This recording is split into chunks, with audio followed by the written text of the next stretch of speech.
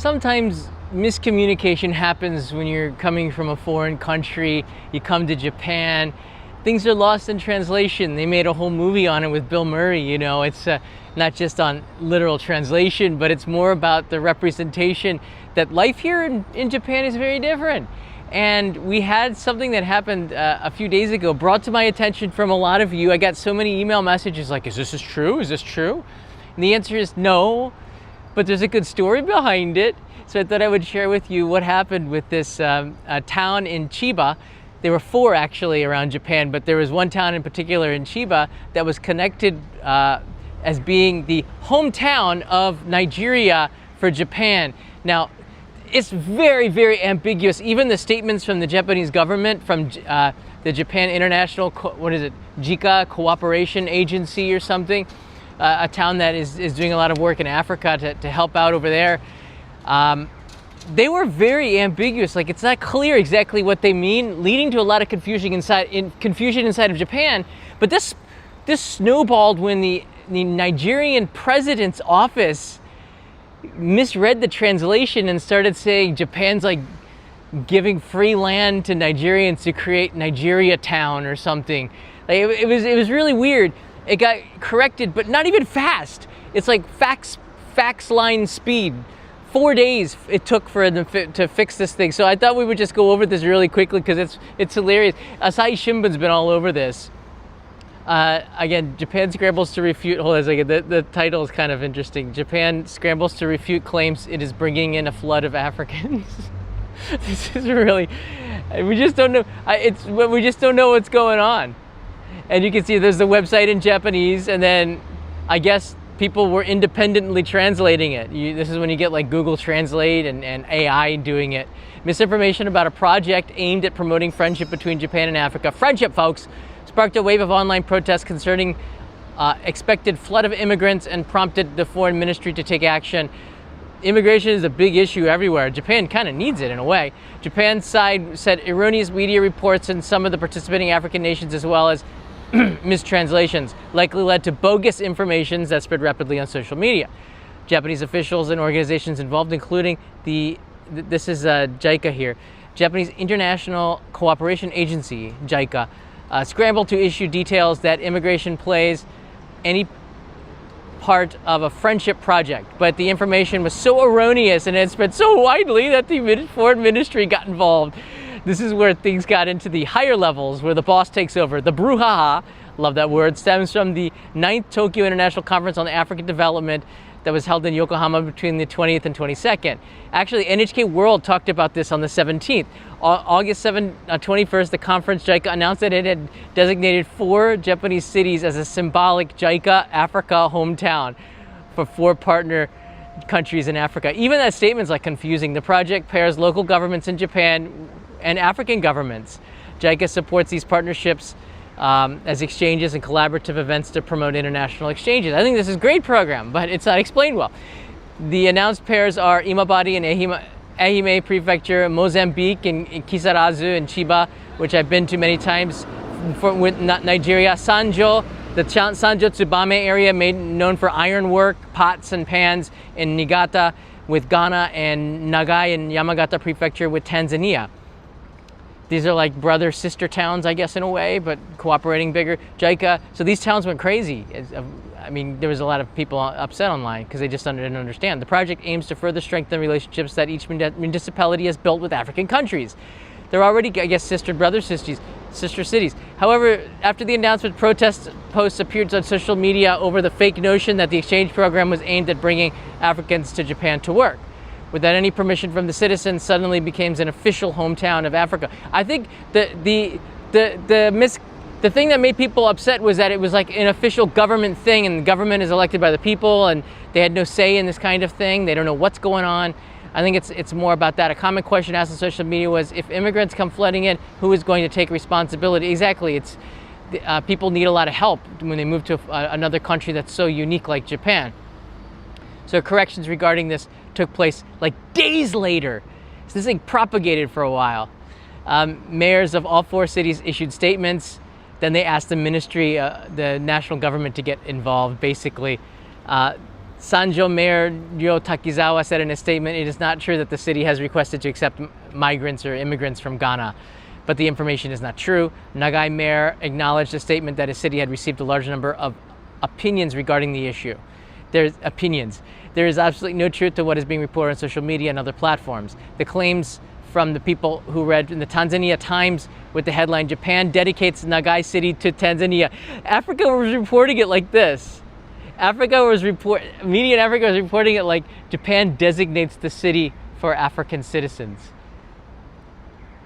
So you get the African media promoting it like, what a great thing. They're basically turning Japan into Africa in these certain localities, and they can understand why the population is decreasing. They need more workers, and Africa's population is expected to be a quarter of the world's population by 2050. I find it regrettable that information is spreading like this way. That's contrary to the facts, says the mayor. Imabari Mayor chimed in here and released a statement on August 26th, days after. There's absolutely no truth to the claims that the Japanese territory or the authority of a local government will be transferred. Like we're giving away land. So the Nigerian government took a little bit of time with this as well. So let me explain to you how this happened. It's a funny story, and I'm sure we're going to get a lot of comments on this, but isn't Nigeria town just Kabukicho? No, that would be more like Roppongi, because I've met a lot of people from Nigeria on the streets of Roppongi after hours. Most of them are very, very good people trying to make a living here, married to Japanese, so they're here legally, and some of them are not, and they're not good people, and they're here to scam, and that's why there was a massive crackdown in Roppongi. Maybe they moved to Kabukicho, I don't really know. But there is a population from everywhere around the world here. It's an interesting comment. So let's just break this down here, okay? Hold on, before I get to that, I have to show you the facts here that even Asahi Shimbun didn't cover. All right, we're gonna take it deeper on the Only in Japan channel right now. This came out, and you can see the date here from NHK World, August 17th. It says here, JICA to recognize 4 Japanese cities as African hometowns. So this stuff goes to like a few weeks ago, 2 weeks ago at least, 2 weeks ago. They were talking about this. It was a big story on NHK World. And even the story on NHK World is kind of ambiguous. 4 Japanese cities are set to be recognized as hometowns. What does that even mean in quotes of African nations? What does that mean? Aiming to foster human resources, which is what? Bring people here who can serve as bridges between Africa. It's so ambiguous. The initiative is being launched in conjunction with, it doesn't mean anything. I can see why things could get lost in translation. This is Japan being Japan, where they don't want to announce anything because of the risk that they could get it wrong, but announcing anything at all is a risk that you're going to get it wrong. So I feel very passionate about this because I hate misunderstandings that will upset a continent. I don't know. I don't think people are that upset, to be honest with you. JICA, the Japan International Cooperative. Let's just say that everybody learned something from this. So far, Nagai City and Yamagata Prefecture is expected to be named. So they didn't really decide this. They decided on the 20th and the 21st. But the news was already breaking the middle of August. So I mean, like, I don't know how the Nigerian president's office could get that lost in translation. There's so many resources in English online. The problem is that the press releases in Japanese were translated after they were released in Japanese. They didn't release a press release in English, and I think it's important for JICA, which is an international agency, to do press releases in Japanese and in English so that you can control the message and things are not translated. Maybe they do get translated by the president's office in Nigeria, because if it comes from the president, that's kind of like written in stone in a way. Like, how would the president get this so wrong? You wouldn't think that. So here's the timeline again. So they're already discussing it on NHK World on the 17th of August that they're going to designate 4 quote-unquote hometowns for African nations. On the 22nd, Nigeria's, so like the day after, Nigeria's presidential office issues a press release claiming special visa plan, meaning Nigerians will get special visas. They're making a place where you can settle in Japan. The press release from the president was pretty like, holy crap, this is pretty cool. It took 4 days for Japan to request a correction. Nigeria withdraws and issues a clarified statement. 4 days.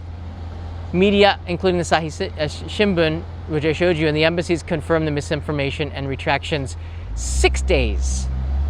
When you let things propagate like this, and I guess you could even say fester, it just makes it worse. But things in Japan move so slowly, and you're probably like saying, okay, we can't issue a press release. I can see this being real slow on the Japan side. We need somebody higher up, but he's on vacation. All right, we got to wait for him to get his hanko in order to be able to approve this, to be able to give this out. We don't want to bother him. We don't know how big this is. It got big. It got really big. Is there any questions on this here? I mean, it's a fascinating, more than just this story is, you have to understand if you do come here and move to Japan, that this stuff is going to happen to you. I find it kind of humorous because it happens to me all the time, where there's some sort of miscommunication, even between me and my wife. Not so much because my Japanese has gotten a lot better than it did, 5 years ago, 10 years ago. So I can communicate more effectively, and I know where the pitfalls are in the language where we get miscommunication, So the miscommunication originated from the Nigerian government's press release in English, which wrongly claimed that JICA program included new visa privileges for Nigerians. But if you look at what NHK World put in here, even in English, I don't know what it freaking means. I don't know what that means, like they're designated hometowns for Africans in Japan. What does that even mean? So I'm adding a little drama with my passion, so it's more interesting. There was an official following official pushback. I don't even know what that means. It took them 4 days for an official pushback. That's why things got really out of hand, because it took forever to get that here. I hope that the signal's doing okay. We might have some signal issues here because the chat's not working so well.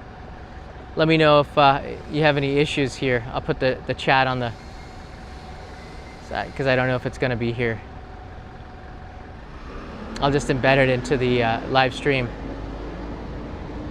But it's a fascinating story, and this is something where stuff happens in Japan with miscommunication.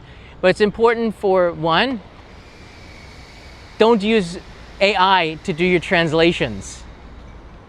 Two, never. Two, confirm everything before you post a press release. Maybe talk with the Japanese embassy about the programs or get an official Japanese source. Three, JICA needs to do everything in English and in Japanese. Four, keep these stories coming because it's fascinating look at these kinds of mistakes. It's like, won't we ever learn in Japan? I don't know, maybe not. It's really interesting. Do you guys have any questions before we end this? I mean, I don't want to harp too much on this here. I'm not getting any of the chats, which is odd. Are we even online? I'm hoping so. They're beautiful cities too. Let me show you Kisarazu. It's on the other side of the Aqua Line. So people going to Kisarazu, they do so. You can do it from Kawaguchi and Yokohama there, just going in this underwater tunnel to get all the way around without having to go into Tokyo. That Aqua Line is so convenient. It's a beautiful city. I didn't know it was that industrial, but along the coast going up to Tokyo, up in Chiba, there's a lot of factories and industry, but it looks like a beautiful place to live. Look at all that green in there. Looks pretty new. You can see nice buildings, orderly, almost zero crime, I think. It's a beautiful place, Kisarazu. I've driven through there, taken the train through there. They even have a tower, which is very artistic. I guess there used to be where a castle was back in the day. There it is, Kimisarazu Tower. Look at that, very artistic, isn't it? I'm guessing that's where the castle used to be. The other town in question is Imabari. It's a beautiful town in Shikoku, in Ehime Prefecture. Imabari is, you'll see they have a very good cotton industry. Imabari quality towels, some of the best. If you see the Imabari logo, you know you're getting some of the best stuff in Japan, maybe even in the world. High quality cotton items grown in Shikoku. There's a castle there. It's a beautiful town. It's also a very industrial town on the coast, and inland more of a countryside type of thing. Ehime has Matsuyama and Dogo Onsen, very famous place. I just moved into the shade here. Beautiful, right? I could see why maybe some people from Nigeria are really, or Tanzania or Mozambique are really looking forward to this. Mozambique, isn't that that's a country where the AK-47's on the flag, right? Beautiful coastline in Mozambique too. But anyways, this story is just a brouhaha is the right word. Asahi Shimbun used that word. And it's not really true. Everything's been corrected. But boy, for a few days there, we had some drama, and it was really fascinating. Connected with the immigration, illegal immigration, migration, whatever you want to call it. You all know the terms there, and every country pretty much is facing some sort of issue with this right now in the West. But in Japan, yeah, it's an island. Things are a little bit more controlled. And I think it's just, the issue was the people really weren't contacted on it, so there was a lot of online, and there always is online, panic, concern, like what's going to happen? How is this influx of people and diversity going to impact our town? Like, we just didn't know. That's very true due to the greedy, huge companies' leaders. So I appreciate the comments in here. I don't know if the signal's actually going through. I don't know what's up with that, but in the end, though, I love these kinds of stories. I do hope it continues, because it's really funny for me as someone who's lived here for a long time. But I thought this is something that would happen, these kinds of mistranslations, maybe 25 years ago when I came here. The issue is, though, like, I'm guessing there's so much more reliance on AI, a false reliance on AI due to hallucinations, that people really need to triple check their work here. And that didn't happen on the Nigerian side, and that didn't happen on the Japanese side. And you have to fault Japan putting out these press releases to be the, I think at the fault is, I can understand why Nigeria probably got the translation wrong. I think the president's office putting it out's pretty crazy, but the messaging has to come from Japan. And from the start, when you read that, when you read the article from NHK 3 days before the conference, it doesn't make sense to me. 4 Japanese cities are set to be recognized as the hometowns, in quotes, of African nations. What does that even mean? Okay? So I think it's very easy to understand how this all occurred. Japan's messaging was really bad with this. I'm Japanese, not a native English speaker, so I might make some mistakes in English. Exactly. I make mistakes in Japanese as well. I know where there's a lot of the pitfalls are, like where a lot of the places that, because I've had so many miscommunications. Like there's a word called unko, which means poop, and then there's unko suru. There's like lots of words where if you pronounce it wrong, it could be chizu. I've had friends get like women getting upset because of a pronunciation of the word map in Japanese and the way they used it, which is somewhat derogatory. Like there's a lot of different missteps that you could do with the Japanese language based on just pronunciation and usage and not knowing and trying to do it with Romaji. That's why it's so important to learn hiragana and katakana and the way to pronounce Japanese words, because if you try to do it with Romaji, you could make some mistakes that can be kind of insulting or kind of like this. When I first read the article, writes in Fix Pacifica, I assumed hometown was a mistranslation of sister city. And how does that, I think even Google Translate would get that better than AI. Yeah, I think hometown, it sounds like something from AI Google Translate's better in many respects than AI now. It's fascinating. But it's JICA. There should be lots of people who can, right? Somebody used AI and left it and didn't check. I think that's what happened. Are we in agreement here? We have a few hundred people watching this chat. Are we in agreement that somebody in Japan used AI or somebody in Africa used AI to translate and they just left it as it is? I think it was NHK World. Google Translate and Debacle are much better than AI. Yes. I think NHK, the first place that I saw this was on NHK World. And I think in Japan we don't openly criticize, but I have a criticism of NHK World. They're using AI narrators instead of hiring the actual talent that we have here. I talk with some of the other narrators. A lot of them have lost their jobs. I mean, they'll find new ones or not. It's a trend that everyone's going to be moving to anyways, but a lot of the Japanese media is now putting out content in English with AI narrators. It's kind of a slap in the face. This is too early for that kind of stuff, but it's inevitable. I put AI, and I use AI a little bit, but it's to enhance and it's from my own work. It's to enhance rather than to rely on, right?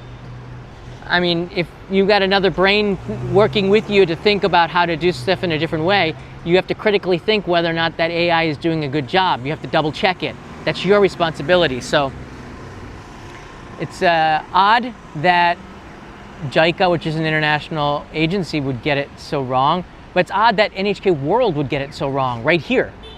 They're the first ones to write it in its hometown. Maybe the quotes comes from information from JICA. I'm just not sure. It could be JICA that gave NHK World, but NHK World should have cross-checked this to make sure that the translation was correct and somebody's not doing their work. But in general, I think NHK World is not being viewed as much as it was 10, 15 years ago because of YouTube. So I think there could be a lot of cutbacks in budgets, which is why they're not using narrators who are contracted workers. But the producers who make big bucks, and a lot of them have second houses, they're not taking a pay break to keep contract workers in. That's just a part of the business. I don't know who to blame it. I don't think it's, for me, yeah, NHK is evolving, but there's a lot of, they need, I think criticism is not a bad thing. I think that there's empty criticism, and then there's constructive criticism. I think they need to take some constructive criticism. And a lot of the workers there don't want to say anything. That's the culture of a Japanese corporation. You have to be yes men. But nobody knows how to change. A lot of my friends at NHK, the directors and producers, they would work there, and then they would leave and go to private TV, like TBS, Fuji TV. There's a bunch of networks. And then they would rise in the ranks there and then come back to NHK as executives. And that's how it worked. And you get paid quite well at NHK. It's guaranteed money because they're getting, not from advertisers where the money's going down, but from taxpayers where the money is probably going down because the population is too. But NHK reports opinions only. They do reporting, but it's like somebody said that they're somewhat biased, but it's more like it's closest thing to down the middle. Is this mic not working? Can you hear the tapping? No? I really need your feedback. I don't know, for some reason, I'll get a new phone soon, but for some reason the microphone, it's working? Yeah, I don't know why it's windy then. We got a comment there. I always double check. The mic is bleeding. Should be in there good. I don't know. The longer I live here, the less surprised I am by these kinds of things. But look, I think NHK showed its true colors and its bias when the tsunami and the Fukushima reactor melted down in 2011, and we saw which was a side leaning too far to there's nothing to see here, and the Western media was leaning too far to there's everything to see here. This is the worst tragedy in the history of the world, right? And the Western media destroyed the name of Fukushima, the prefecture, which is one of the largest prefectures in Japan. It goes out way, I mean, Ibaraki and Miyagi, which are much closer than the further sections of Fukushima where the pears are grown, are much closer to what happened. But their reputation remains intact, and Fukushima just got nailed as a result of it. And as somebody who lived in Fukushima, I was always really ticked off at the Western media for just saying Fukushima, Fukushima, when they should have been just saying like Daiichi, all right? The Daiichi plant on the Pacific coast or something. Just keep it local, because it really is just around 2 or 3 towns, right? But it also hurt the businesses, pears. I remember Brazil and a lot of countries would not accept any projects from the entire prefecture of Fukushima, but they would accept items from Ibaraki and Miyagi, which were really close. This is what I'm talking about. And then NHK leaned too far to there's nothing to see here, go about your own business. They were very uncritical of the government. They were not critical of anything. And as journalists, you're supposed to start to ask questions. And I can understand maybe in the first 24 hours. I mean, I've watched a lot of Jack Bauer in 24. You know, if a journalist is going to go rogue and create mass panic, you might want to, you know, waterboard them. I don't know what Jack Bauer does. But I could see maybe that would happen in Japan. But for months, I don't know. I was really upset with the news reporting and the programming in particular. They tried to go too safe, right? It's funded by I think it's funded more by the people. It's not funded by the government. The people fund it, right? The government made the law, but the people fund it. And I think that's the thing. If the people don't use it, then I think it should be same with all public broadcasting and radio. It's a lot of money to do what? I'm not really sure, but it's the people who fund it. And if the people are not watching it and listening to it, then because people need unbiased, straight sources, and I really don't know. It's a good question. We're struggling with this in a lot of other countries, Canada, U.S., Europe, BBC. It's a debate that goes on, every year, all the time, what to do with these. And this was mostly before the internet, right? When we had very limited resources in rural areas, we needed to get this out. Now, PBS and NPR, and I love PBS and NPR, the programming, but it has 1,000% gone in one direction, and that is not the straight down the line. If you compare NPR with NHK is dead center and NPR is far left. But NHK is also, it's not that kind of reporting. They need to have some kind of investigative look at stuff, and they don't have that kind of investigative journalism. So where do the headlines come from? The government tells them what to say? I think that's a disservice to the people. But who the heck am I? John, do you remember when YouTube stated that some news channels on YouTube were government owned and funded? That could still, look, I don't really want to get into that, but that could still be the case. I really don't know. People get money from places and to get paid to do whatever. I don't know. It depends on a person's integrity, and you have to find sources that you trust, and it's really hard. Money does not make you happy. It just buys you some freedom, right? If you have too much of it, it buys you less. Your freedom starts to go away because then the money's connected with something else. Greed is a bad thing. I think we should look at the root cause. Japan needs foreign labor because you're right there. I mean, I don't think Japan needs foreign labor though.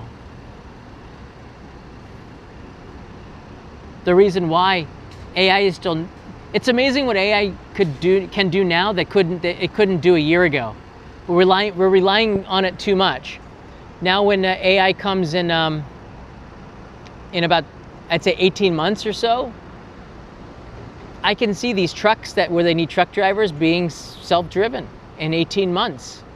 I could see accidents happening. There's going to be some growing pains. But accidents are happening already because bus drivers are overworked, or they're too old, or they're not getting enough sleep. There's accidents happening all the time. The media is going to really be sharp on any AI driving accidents though, because they're not human. I can see a lot of robotics solving a lot of the problems. I can see AI online stuff solving a lot of the problems in Japan. I really don't think that they need to go to importing people. I think that that's looking at the future situations in the prism of today. You have to look at the future issues in the prism of what the potential for the future looks like. And we get it wrong all the time. If you look at the 1950 and 60 renditions of 2020, we had flying cars in cities that looked like the Jetsons, right? So it's very hard to do, but you also can't look at the future in the prism of today. And I think that that's what a lot of people do. People look at the prism, they look at countries in the Middle East in the prism of what they know, which is American democracy, and that's not the Middle East either. So you have to see things from the point of view of what it's going to be like or what it's like there now. It's not easy to do. Maybe AI could help with that, but you need people to double check that, and you need human reasoning, and that's what makes humans so great, because we can reason. And we have feelings, and we learn from mistakes, most of us. Sometimes information in NHK World aired in other countries and within Japan by NHK was not the same. They have like two faces now. That's another thing. NHK World, most of the program comes from JIB-TV, Japan International Broadcasting. It's a separate company. There's a lot of good people at JIB. There's a lot of stuff to be critical as well. It's hard for me to make. I've been here for a long time, so it's easier for me to make content about Japan because I have a much better idea of the culture and the the popular culture and the culture from 20 years ago and the language and things than a reporter at BBC who's just reporting the news and anchor, for example. But it's hard for the leaders at JIB-TV who might not have traveled or studied abroad to make programming decisions for the rest of the world using a Japan point of view. And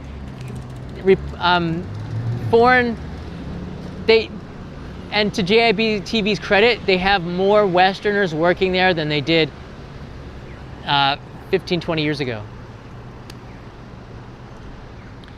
So NHK World is a subdivision of NHK, which hires outside companies like JIB-TV to create the program that airs on their channel. So you can see NHK World, like 90% of it is just a shell.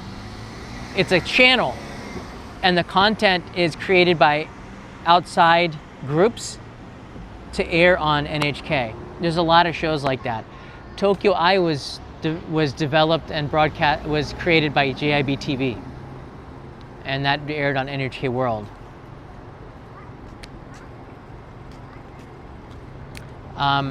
There's one called Catch Japan, and that's I think that's JIB-TV as well. A lot of them are JIB-TV, and again, in 2008 when I started at Tokyo Eye, the set looked like a 1992 magazine program. It was so analog. there was no perception of what Westerners wanted to watch. It was just what did Japanese want to produce, and that is changing to now more audience-centric. What does the audience actually want? Because now NHK World or JIBTV is competing with people like me and other YouTubers that have fairly large audiences that put up a video, upload a video, and they get more exposure than the content that they're putting up. So why doesn't somebody watch a news story from NHK World that's now on YouTube? It's because, I don't know why, but Japan has changed quite a bit. I think while NHK did not want to use YouTube for a very long time, they do now. Reporters like me were utilizing YouTube and building a reputation of sharing information and stories in a way geared towards what the audience was really interested in. For a long period of time, NHK's reputation is really good inside of Japan. Internationally, I don't know. So it's a fantastic, it's really a fascinating look at, if you can understand how NHK works, then you kind of understand how Japan works. I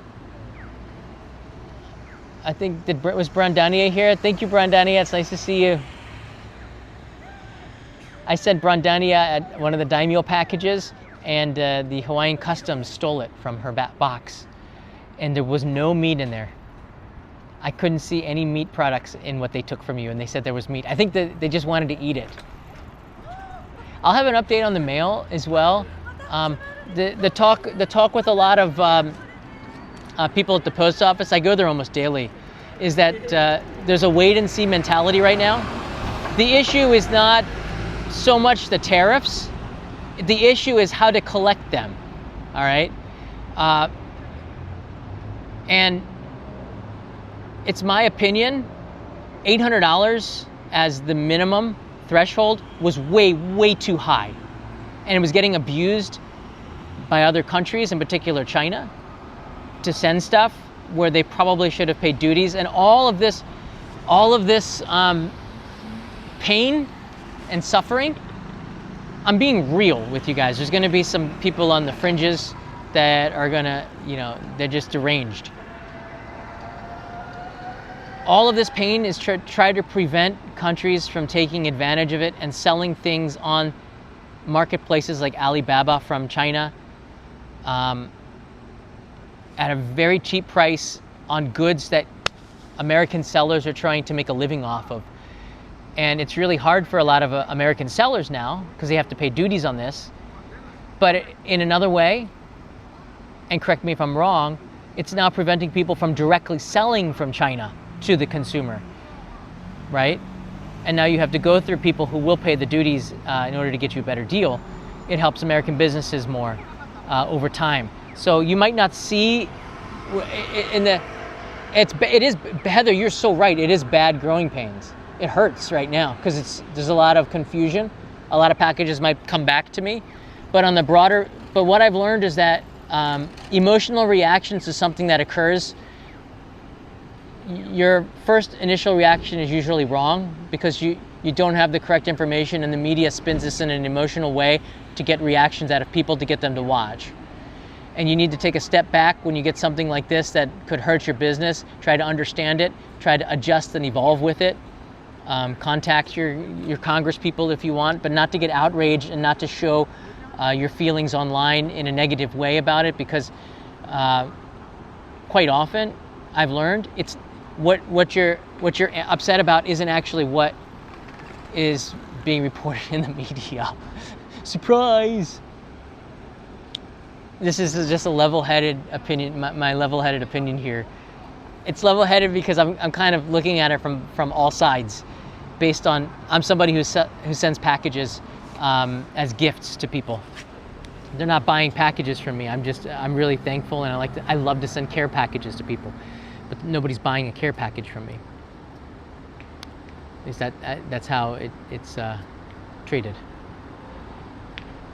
I think the threshold right now is $100.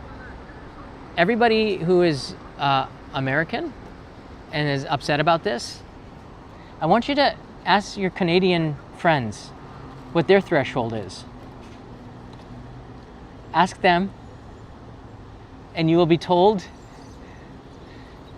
I think it's 0. Gifts are taxed. I had so many comments that said, my Canadian family said not to send packages for Christmas to them because they have to pay taxes on it. So Americans, despite the fact that this is really hard, have it a lot better than a lot of other countries. I have to pay duties if I buy something. It's gone down a lot, but if I buy something from America, from let's say LL Bean or J. Crew, and I have it sent here, I'll have to pay duties on it. In cash, when they knock on my door, and I don't know how much. I don't know how much the duties are, because they assess that. They don't contact me, they assess that at customs. When it comes in, they knock on the door, and I have to hope that I have the cash on me, because nobody carries cash, and they don't accept credit cards yet, to be able to pay them to get my stuff, or else they retain it. What a waste of man hours and going back and forth. It's bad for the economy. It's bad for the, well, it's good for the economy. It's bad for the environment, I guess, if you're looking at it from that point of view. But everything's going to be taxed, and there's not going to be, it's less about, it's more, and this is my own opinion, and you're free to have your own. I really don't mind when people say I'm wrong. That's your opinion, that's your feeling, that's cool, whatever. I don't care about people's politics. I have friends on all sides. I don't really care if you're a Republican or a Democrat, you're Labor or you're conservative. It doesn't matter. You know, we're all brothers and sisters on this rock hurtling through space. Look at the big picture. The bottom line is that like we all get emotional over this stuff. It doesn't really matter too much. In the end, it all gets figured out. But the decision on this is to stop it from being abused, and it was being abused. It's factually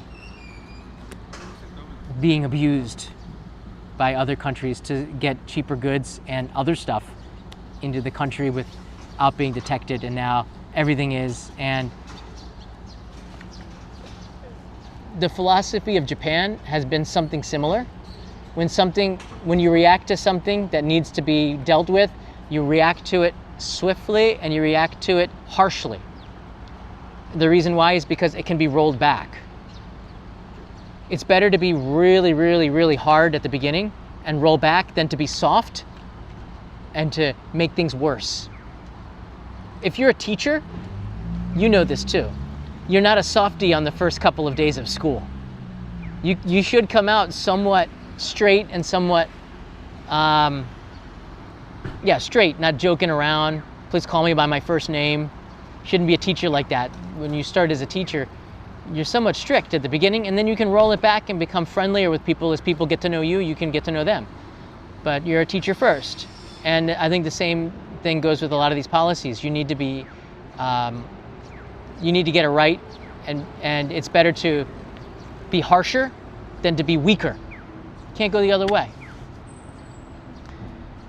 Hey John, sorry this isn't related, but I'm flying domestic to Japan so sometimes I do get distracted, and when I do, it's because it's a live stream and I get comments, people just asking questions that have nothing to do about it, and that's fine. When I was a teacher, I found if I whacked a ruler on the table at the start of the lesson, my students paid more attention. That's a good idea. Or slam a book and then smile. Maybe not smile. Yeah, you're right. Some sort of action that is abrupt gets a lot of attention and then usually holds people. People will respect you a little bit more. It's a silent threat of a silent. I don't want to say threat. It's a silent. Yeah, I guess it would be a silent threat. Like the possibility is because if you tell somebody that they are powerless to discipline, then you'll get taken advantage of all day long.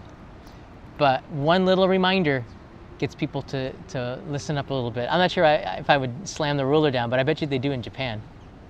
All right, so the question was about domestic flights here. I'll do this really quickly, and then I gotta get back to work. I'm flying domestic in Japan for the first time. Anything I should be on the lookout for? Don't go to the airport 3 hours in advance. You can check in If you have luggage, you can check in as late as 45 minutes, but don't get lazy about it. An hour before the flight is good. You can bring a water bottle on there. They have a special machine, so you don't have to throw your water out. Don't waste it. They'll check it. Get to the gate 30 minutes before departure. I always check in 60 to 45 minutes before a domestic flight. It sounds like crazy, but we don't have TSA in Japan. They use advanced techniques to determine whether or not you're a problem, I guess. They have the best machines as well. Flights to the United States have, for international flights, do have different machines. They have US approved machines, I guess. And the security is a little bit tighter in the US regulations, I suppose. But for domestic flights, they don't even check an ID, which is crazy to me. I can just take the app, I show the QR code, I can get my baggage without having to talk with anybody, and I'm on the flight from the time I enter the airport to the time I get to the gate. Usually it's about 7 to 8 minutes, which is crazy for most Americans listening to this. The average is 7 to 8 minutes, sometimes 5. I get in, I show the app, I put the thing on my suitcase, it goes through. That's 120 seconds if the taxi drops you off in the right spot. You go through security check, 3 minutes. It's so painless. You touch your QR code, they give you another piece of paper, you stand in the line, there's usually like 8 of them. Usually there's only 1 or 2 people in front of you. Usually it's because it's Japan, it's domestic travel, they're not with a lot of luggage. It's so fast. You don't have to take your computers out either anymore. They just said leave it all in the bag. I always take drone batteries out though if I have to travel with the drone battery. And I always travel with a special case to put the drone batteries in that is non-flammable. So I take out the drone batteries because they're always going to ask me about it if I don't. All right, to get back to round up the reason for this live stream, I meant if Japan is encouraging more Nigerians, they should encourage more Americans, since Japan has more Nigerians already in Japan. I'm trying to wrap my head around that logic. I think it's really good to have exchange programs. I think it's great when we have people from other countries come here, and we're always going to have Japan has more international marriages. I'm a product of that now than 25 years ago. So there are a lot more foreigners living here in Japan that are married to Japanese husbands and wives than there were 25 years ago. And I think that's really great, especially in the cities and in the smaller towns. I've seen foreigners that were married, they're living in a small town with no foreigners, so what do you do here? I'm married to a Japanese. So we're seeing more of that. And when you're married to someone who's Japanese, you have a hoshonin. Hoshonin, you have somebody who will take care of you. So if the Japanese police stop me, and they don't, but if they did, I'm mentioning this because I've had other husbands and wives that are married to Japanese. They'll ask about your Japanese husband and wife because they trust that your Japanese husband and wife will keep you in line. Because you're a foreigner and you probably don't understand the culture. It's interesting.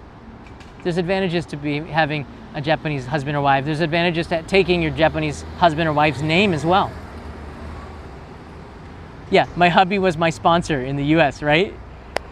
So there's good things to having spouses, right? It's funny to put it like that, but it's sort of true. I don't mind. Don't take everything in an offensive manner. Even if somebody tries to offend you, the best way to disarm them is not to take offense. To just smile, laugh, say nothing, and go away. It destroys the people who are doing it, that you don't react. It's just my experience here. Japanese are just gonna love more Nigerians here. Maybe. The interactions that I've had with people from Nigeria have always been really good. So, with Ghana, not so much. The people in Roppongi that always bothered me were from Ghana. I would ask them.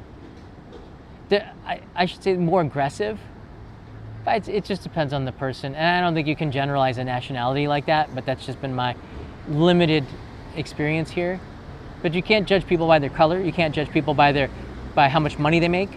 You can't judge people by the car they drive or the clothes that they wear. And the older you get, the better you get at this. But I'm gonna make an episode on how Japan has changed me. But I'll end with this, because I think the misunderstanding from people on the fringes can be really misconstrued as something being racial, and that's not the case at all. They would be upset with any nationality right now coming in that was not from Japan, from the outside. It's a really sensitive topic right now because of tourism and certain issues domestically. But there's this word that I learned after, it took me about 4 or 5 years of living in Japan. It's hadaka no tsukiai. It's hadake means naked, and tsukiai means like we're all equal when we're naked. So when you go into the Japanese onsen or the sento, and let's say you're the janitor, and I'm not saying that's you're in the mailroom. Because I have so much respect for janitors and people who keep schools and places clean. I don't know why we look at them as being lower workers. I think maybe it should be the other way around sometimes. I guess you do it in the sense that of education, I suppose, which is maybe the wrong way to look at it sometimes. But if we look at it in terms of the highest ranking officer, which is probably the CEO or the stockholder, and the lowest ranking person, which might be, somebody who's cleaning up or somebody who's, in the mailroom or something. When you are in a public bath, you are both the same. And that is the time when you could talk to the boss and not have to worry about your rank because you're both naked. You don't have your suits or armors or your flag or whatever on. And the same was, the case was the same with nationality, I found. I don't know what it's like now with more tourism here and more people from abroad here, but 20 some years ago when I went into a public bath, people did not treat me differently because it was easier to talk to Japanese because I was in the bath naked, disarmed. You don't have your sword with you, unless you talk to Peter and he's, we're both being a little silly there, but there's, don't misunderstand that either. This live stream crap. You can make jokes and stuff. Dudes, guys are always joking around. But it's very, very good term, hadaka no tsukiai. And I think that is Japanese society. And after you get out of the bath, your outer appearance really is important. But in the bath, it is not important. And I thought that was fascinating. Like, how do you wear these different faces and these different masks? And that's the complexity of Japan. When you don't have your sword with you when taking a bath. Jari, see, I knew it, Jari. Jari, you're lucky you've been here for such a long time, and we love you, because I figure you would jump onto that. All the way from Finland. Sauna culture, my friend. Sauna culture. You know what I'm talking about. But the idea that you're equal in a bath with a CEO, but in society you are not equal at all. You're less equal than in the US, where everything should be pretty much equal, but it's not. It's a very complex issue. My point is, in Japan, it's even more complex. And I kind of like that. So complexity adds a little spice to life here. I don't have to agree with it. It is what it is, and I take that approach.